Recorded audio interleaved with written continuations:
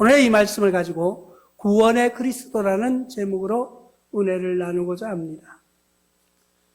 우리가 어떤 길을 가면은 요즘은요, 차가 가더라도 내비게이션이라는 게 있어서 안내를 너무너무 잘해줘요. 조금 가다가 보면은 우회전하세요. 몇 메터 가면은 우회전하고 몇 메터 가면은 또 파란, 노란, 녹색을 따라가세요. 이러면서 길바닥에도 이 색칠을 해놔가지고 처음 가는 길도 가다가 보면은 그 시키는 대로 가기만 하면은 그냥 우리는 목적지까지 무사히 갈 수가 있습니다. 그런 좋은 기능이 있기는 한데 한 가지 또 단점도 있어요. 다 좋은 것만은 아니에요. 요즘은 사람들이 몇 번을 갔다 와도 내비게이션을 켜지 않으면 가지를 못, 어디 가서 헤매고 찾지를 못하는 거예요. 그게 뭘까? 우리가 세상을 살아가는데도 누군가가 안내해주는 안내의 길을 따라가면은 아주 편안하게 빠른 길로 갈 수 있는 것이 우리가 쓰는 내비게이션이라고 하는 기계입니다. 그 기계를 편리하게 쓰는 것, 우리가 쉽게 갈 수 있는 길을 가고 있는데 만약에 그게 없다면은 가다가요 차를 세워놓고 막 사람들 물어봐요. 또 아니면 전화를 하든가 그렇게 복잡하고 힘든 길, 물론 목적지까지 가긴 가는데 가는 길이 힘들었다는 거예요. 그리고 많은 시간과 어려움을 낭비했다는 거예요. 그러면은 우리는 어떤 길을, 인생의 길도 마찬가지인데 어떤 길을 가야 하는 거예요? 진리를 따라가야 된다고 말하고 있습니다. 첫 번째 진리인 그 길을 가려면은 우리는 어떤 것이 진리인가를 깨달아 봐야 되는데 오늘 말씀에 예수께서 이르시되 내가 곧 길이요 하고 말씀하고 있습니다. 그 길을 가면은 우리는 평탄한 길로 갈 수가 있는데 그 길을 벗어났을 때는 힘들고 어려운 길로 가고 있더라는 거예요. 요한복음 1장 14절에 말씀이 육신이 되어 우리 가운데 거하심에 우리가 그의 영광을 보니 아버지 독생자 영광이요 은혜와 진리가 충만하더라고 말씀하고 있습니다. 우리는 은혜와 진리가 충만한 길이 있는데 그 길을 택하지 않으려고 합니다. 왜? 그 길이 진리인지를 모르기 때문에. 우리는 요즘 우리나라에서 일어나는 많은 현상들을 봅니다. 어떤 사람은 대통령을 놓고 탄핵을 찬성하는가 하면은 어떤 사람은 반대하는가 하면은 어떤 사람은 방관하고 쳐다보고 있는 사람만 있다는 거예요. 근데 그 사람들의 말을 들어보면 다 맞아요. 자기 말이 맞아요. 근데 진짜 진리가 뭐냐는 거죠. 진짜 진정한 옳은 일이 뭔가를 우리가 알아요. 세상 사람들은 세상이 자기 주관과 판단대로 내비게이션이 없기 때문에 자기 마음대로 판단하고 결정하고 그 길을 행하고 있습니다. 그런데 인생의 길은 그렇지 않다는 거예요. 나와 여러분들이 걸어가고 있는 이 인생의 시점에서 있을 때는 우리는 분명한 진리의 길을 택해서 가는데 그 진리의 길이 뭘까? 우리는 많은 사람들이 이야기하지만은 진리의 길은 우리 성경에 있다라고 저는 고백합니다. 여러분들도 이런 진리의 길을 한번 걸어가 보지 않으시렵니까? 그 진리의 길을 걸어가는데 성경에 이렇게 말씀하고 있습니다. 요한복음 14장 6절을 통해서 예수께서 이르시되 내가 곧 길이요 진리요 생명이니 나로 말미암지 않고는 아버지께로 올 자가 없느니라고 말하고 있습니다. 이 말씀은 뭐예요? 우리가 아버지께로 가야 되는데 아버지 나라로 가야 되는데 그 길을 가는데 진리의 길이 있더라는 거예요. 내비게이션이 준비되어 있더라는 거예요. 그게 누군가 봤더니 예수라는 그런 우리의 구세주 되신 분이 있더라는 거예요. 그분의 진리의 길이라고 성경은 말하고 있습니다. 오늘 본문 말씀처럼 내가 길이요 진리요 생명이라고 말씀하고 있는 거예요. 그러면은 우리가 그 진리 되신 길을 버려두고 괜히 헤맬 필요가 없다는 거예요. 나와 여러분들은 진리의 길을 걸어가기로 약속하는 시간이 되시기를 주님의 이름으로 부탁을 드립니다. 요한복음 18장 37절에서는 이렇게 말씀하고 있습니다. 빌라도가 이르되 그러면 내가 왕이 아니냐? 예수께서 대답하되 내 말과 같이 내가 왕이니라. 내가 이를 위하여 태어났으며 이를 위하여 세상에 왔나니 곧 진리에 대하여 증언하려 함이로다. 무릇 진리에 속한 자는 내 음성을 듣느니라 하신대. 빌라도가 묻습니다. 법정에 서서. 빌라도는 재판관이에요. 재판관이 지금 예수께 질문하는 거예요. 지금 당신 말대로라면은 당신은 왕이라고 하는데 왕이 맞느냐고 묻습니다. 그러니까 예수님께서 분명하게 대답합니다. 네가 말하는 것 같이 내가 왕이다. 이 세상에 왕으로 왔다. 왕으로 온 것을 이야기해 줍니다. 그런데 예수님 그 말 속에 왕이라는 그 말 속에는요, 세상 인간을 다스리는 왕이 아니라 하나님 아버지 앞으로 가는 진리의 길을 인도해 주는 왕이라는 것을 이야기하고 있는 것입니다. 그렇기 때문에 나와 여러분들은 진리 되신 그분을 따라갈 수밖에 없어요. 세상 사람들은 다 자기 말이 옳은 것 같고 자기 생각이 맞는 것 같고 자기 의를 드러내려고 하지만은 진리는 아니더라는 거예요. 누가 그걸 판단하느냐는 거예요. 세상 우리가 지금 현실을 보고 있습니다. 한 사람은 이쪽에 한 사람은 저쪽에 서가지고 서로 자기 말이 맞다고 우기지만은 진리는 누구도 판단할 수 없는 거예요. 세상 사람은 아무도 판단할 수 없는 거예요. 왜? 자기 생각이 들어갔기 때문에. 공정하게 심판해 줄 사람은 누가 있을까요? 오직 하나님 한 분이시라는 것을 우리는 압니다. 우리의 진정한 재판관, 우리 진정한 심판자는 누구냐는 거예요. 오직 한 분이신 하나님이신 것을 기억하시기 바랍니다. 그러면은 그 진리의 길을 가려면은 우리는 두 번째 생명의 길을 가야 된다는 거예요. 길을 가긴 가는데 죽어서 가는 길은 아무 소용없는 거예요. 나와 여러분들이 그리스도의 길을 따라서 내비게이션을 따라 차에 타고 있지만은 그 생명이 죽었다고 하면은요 아무 의미가 없는 거예요. 우리는 살아있는 생명의 그리스도를 만나야 돼요. 나도 살아야 되지만 살아계시는 그리스도, 살아계시는 주님을 만나야 되는데 우리는 어떤 길을 가고 있습니다. 어떤 분들은 성경에도 보면은요 금송아지를 만들었어요. 그리고 이게 우리 신이다 이렇게 하면서 막 섬기는 거예요.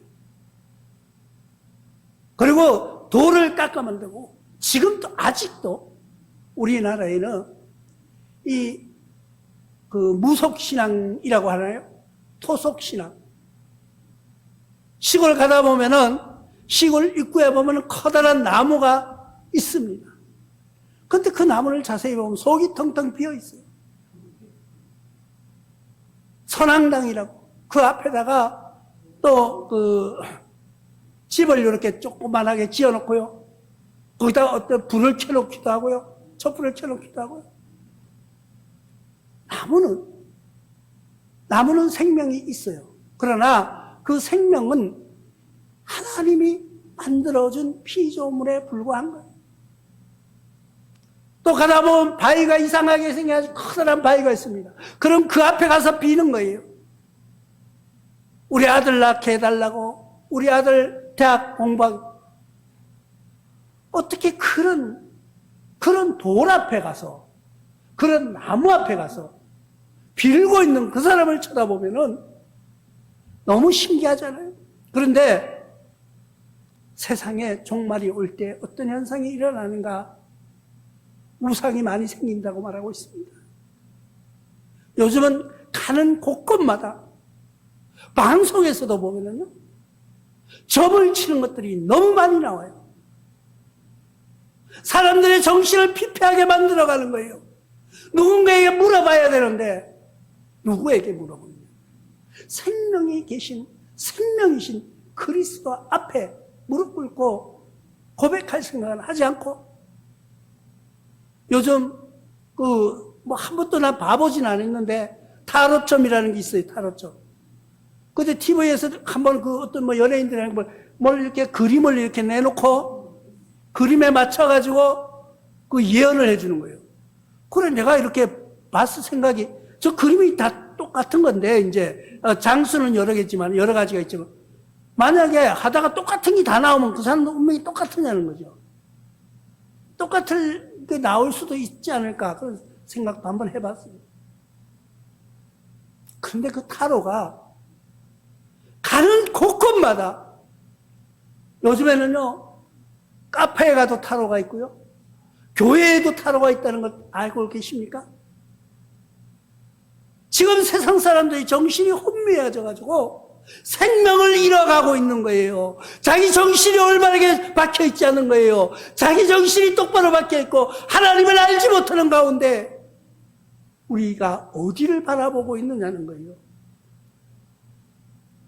요한복음 10장 10절에 이렇게 말씀합니다. 도둑이 오는 것은 도둑질하고 죽이고 멸망시키는 이런 것뿐이요, 내가 온 것은 양으로 생명을 얻게 하고 더 풍성히 얻게 하려는 것이라고 말씀하고 있습니다. 세상 사람들은요, 정신을 피폐하게 만들어요. 그 종이 한 장에다가, 그 타로 종이 한 장에다가 자기 모든 것을 기대하게 만드는 거예요. 세상에 그런 점집이 지금 우후죽순으로 늘어나고 있습니다. 우리가 지금 깨어서 기도할 때입니다. 저는 요즘 세상을 바라보면서 어떤 생각이 드느냐면은, 정말 지금 예수님이 오시면은, 예수님이 지금 재림하신다면은 우리 이 세상은 소돔과 고모라처럼 무너지는 힘없는 그런 모습이 아닐까 하는 생각을 해봅니다.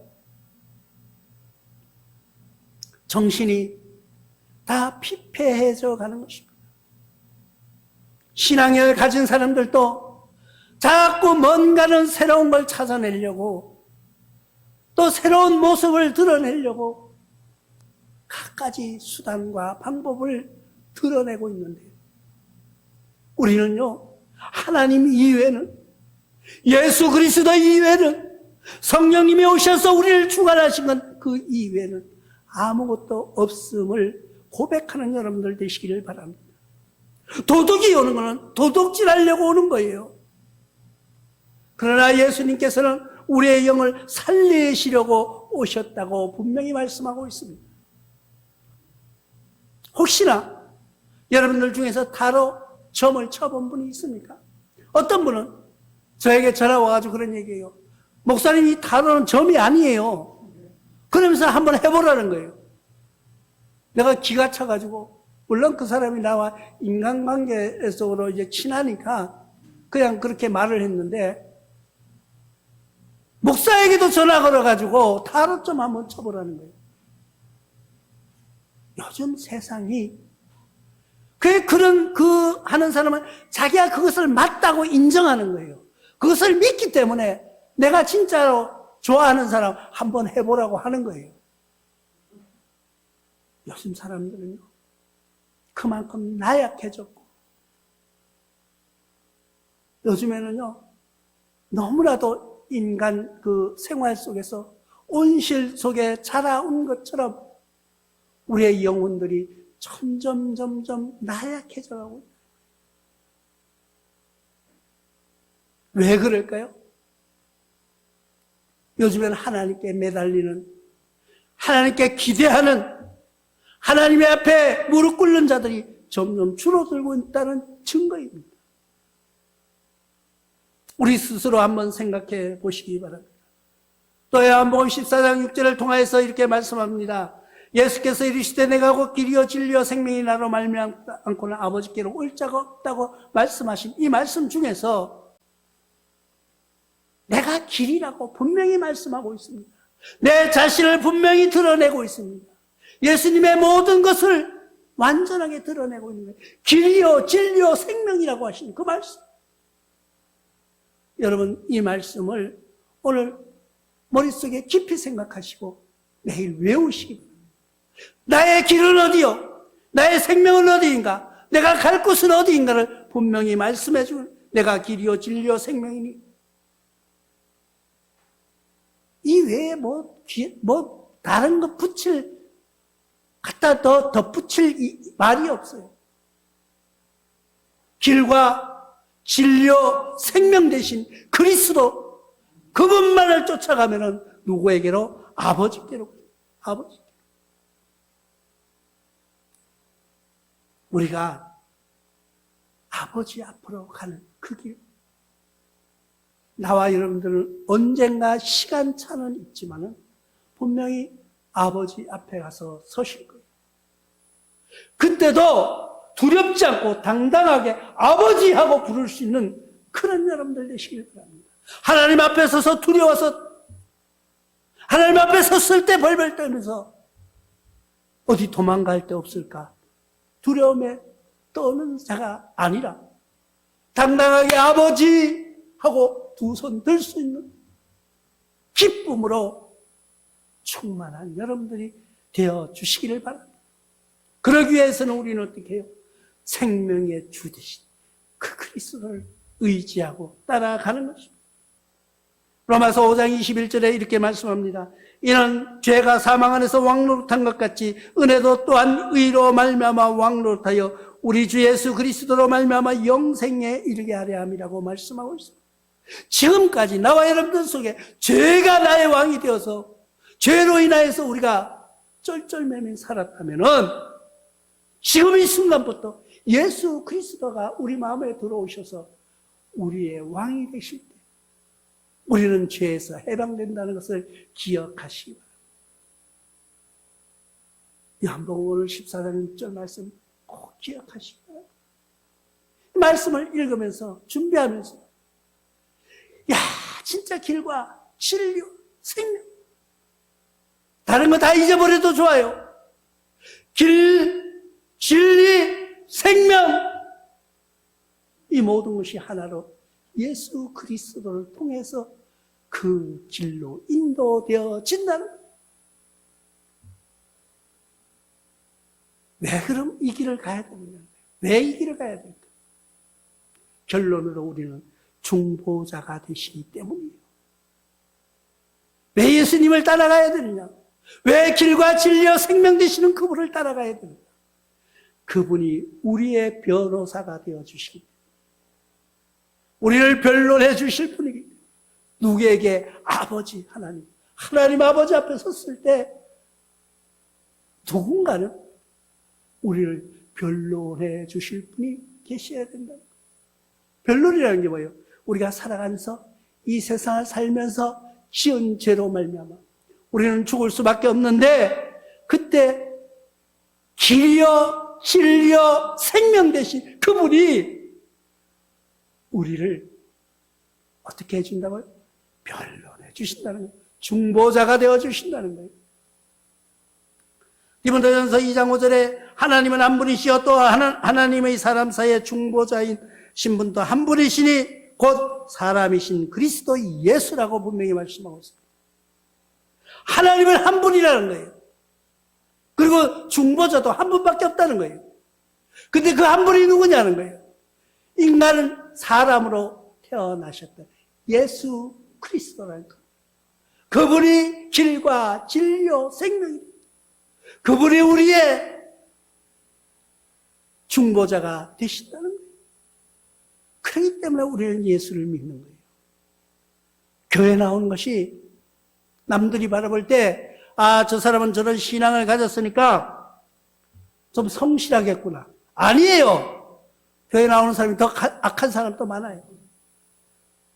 십자가 목걸이 걸고 다니니까 저 사람 착하겠구나. 안 착한 사람도 많아요. 우리는 그래도 뭔가 하나 취미 생활을 해야 되겠는데 교회나 다녀볼까? 취미 생활하는 것이 아니에요. 우리가 분명히 신앙생활 한다고 그리스도 앞에 나오는 나와 여러분들은 길이요 진리요 생명 되신 그분, 그 한 분을 나의 중보자로 세우기 위하여서 살아간다는 것을 기억하시기 바랍니다. 왜? 왜 그분을 따라야 되느냐? 하나님 앞에 섰을 때 중보자가 한 분밖에 안 계시다는 것을 분명히 성경은 말씀하고 있기 때문입니다. 히브리서 9장 15절에 이로 말미암아 그는 새 언약의 중보자이시니 이는 첫 언약의 때에 범한 죄에서 속량하시려고 죽으시사 부르심을 얻은 입은 자로 하여금 영원한 기업의 약속을 얻게 하려 하심이라고 말씀하고 있는 것입니다. 우리가 살아가면서 신앙생활 한다고 죄 없이 살아가나요? 아니에요. 신앙생활 하면서 더 많은 죄를 짓는 사람들도 많이 있어요. 그러나 우리가 세상에도 보잖아요. 세상에도 보면은 죄진 사람 잡아가요. 근데 어떤 사람은 인간적으로 볼 때 저 사람은 죄가 더 많은 것 같은데 형을 조금 작게 받고, 저 사람은 별로 뭐 큰 죄 같지도 않은데 형을 많이 받는 사람도 있고요. 왜 그런가 봤더니 변호사가 유능한 사람, 변호사가 돈을 많이 주고 아주 좀 힘이 있는 변호사를 사용하면은 죄를 가볍게 받고 나오는 사람들도 있다는 거예요. 그러니까 죄수들 중에서는 유전무죄, 무전유죄라는 말이 있습니다. 그 말은 뭐예요? 돈이 많은 사람은 죄를 져도 죄가 없고, 죄가 없는 사람도 크게 짓지를 않아도 돈이 없으면 죄가 되더라는 거예요. 어쩌면은 우리 인생, 우리 삶도 마찬가지입니다. 우리가 세상을 살아가면서 알고 모르고 짓는 죄들이 많이 있어요. 성경에서 남을 미워하지 말라. 미워하는 그 자체가 죄라고 말합니다. 남의 걸 탐내지 말라. 탐내는 것도 죄라고 말하고 있습니다. 그러나 우리는 정말 미워하지 않고 탐내지 않고 살았나요? 우리는 알게 모르게 많은 죄를 짓고 살았지만 그 죄에서 중보자로 인하여서 우리의 죄를 용서받을 수 있는 그분 한 분이 있는데 우리의 변호사 되신 예수라는 그분인 거예요. 그렇기 때문에 나와 여러분들이 이 시간에 하나님 앞에 예배를 드리고 기도하면서 우리의 구원자 되시는 예수 그리스도를 찬양하는 것입니다. 신앙생활 한다는 것이 취미생활이나 아니면 남들 앞에 보여주는 그런 신앙생활이 되지 않기를 부탁을 드립니다. 우리의 신앙은, 우리가 믿는 하나님은 길이요 진리요 생명이신 그분을 우리 구세주로 맞아들여서 주님 앞에 섰을 때, 하나님 앞에 섰을 때 중보자 되신 예수 그리스도께서 우리를 사랑으로 안아주시기를 주님의 이름으로 축원합니다.